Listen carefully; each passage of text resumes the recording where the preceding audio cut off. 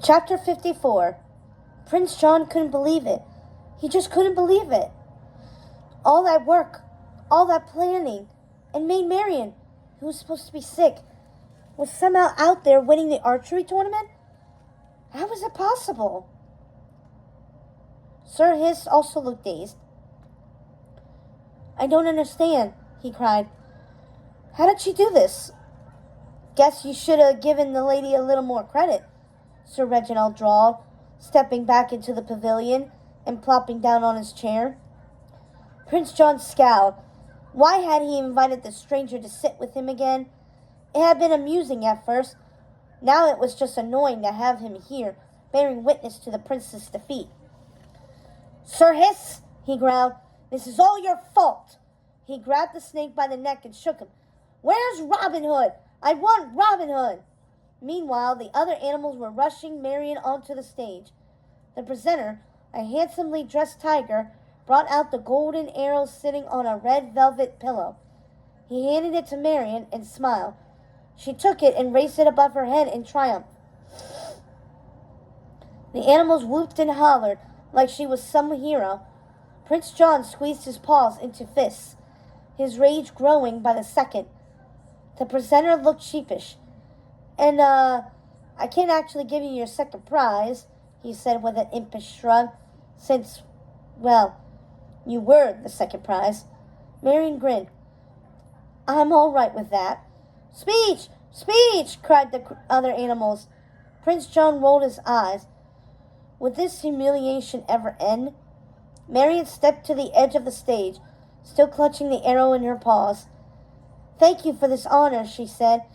You all shot well, and deserve to be up here with me, sharing this glory, which is why I plan to melt down the arrow and share the gold it yields with every citizen of Nottingham. The crowd went wild again, hopping up and down, cheering their lungs out. Prince John squirmed in his seat.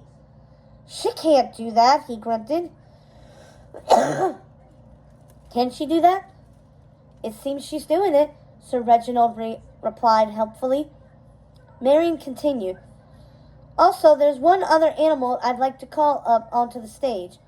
An animal I would like to share this honor with. One who has been by my side from the start. Prince John's eyes widened. He looked at Sir Hiss.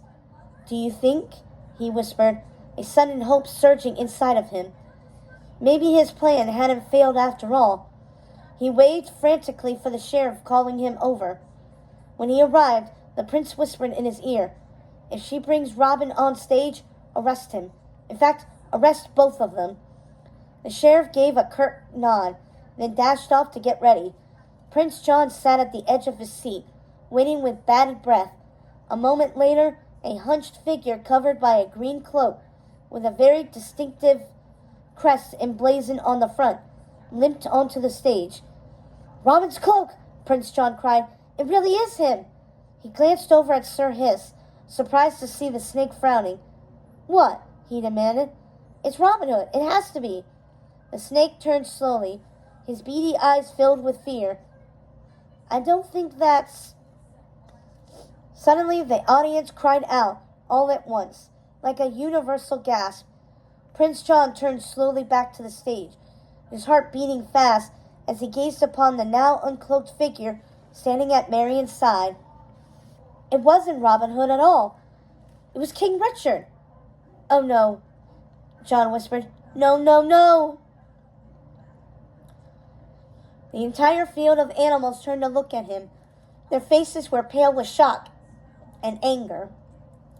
Prince John opened his mouth to say something, anything, but then realized there was nothing he could say, not with his brother standing on stage, alive. He bolted from his seat, ready to run, but before he could get far, he felt something sharp and pointy at his back. Not so fast, drawled Sir Reginald. You're not going anywhere. He grabbed Sir Hiss by the neck, holding him up, and neither is your slippery snake. Uh-oh. Prince John's mind raced. He turned and waved his paws at Richard. Brother, he cried, you're alive, so wonderful, such great news. Who could have thought? Richard roared, so loud everyone was forced to cover their ears. Prince John felt his knees buckling under him. He started pointing at Sir Hiss. It was his idea, he cried. It was his plan all along. He felt a tap on his shoulder. He turned to find none other than Robin Hood standing at his side. The fox smiled slyly. I hear you've been looking for me, he said. Well, here I am. You, John sputtered. Why, you? Robin patted him on the shoulder, then turned to the king. Should I take him away? Richard nodded. Please do.